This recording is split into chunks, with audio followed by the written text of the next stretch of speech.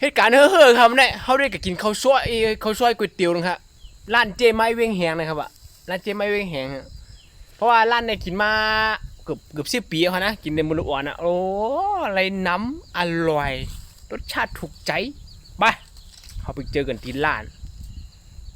เด้อร่อยมอกไร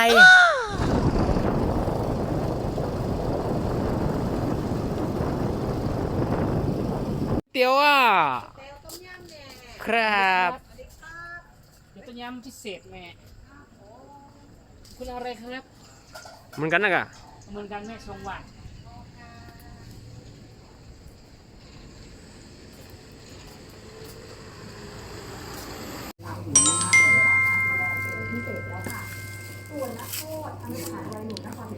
เลย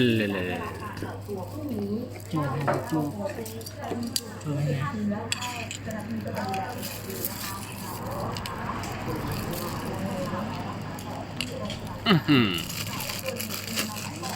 กินแบบพิเศษเลยครับเนาะ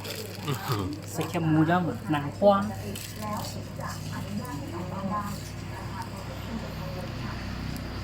ต้องไปเข้านะต้องไปเข้านะ ต้องกินให้มันดี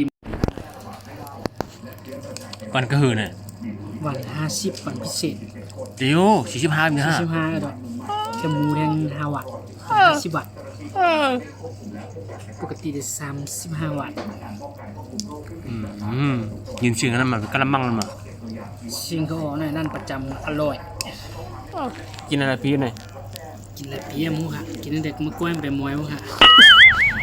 โต๊ะคาร์เหนื่อยเลย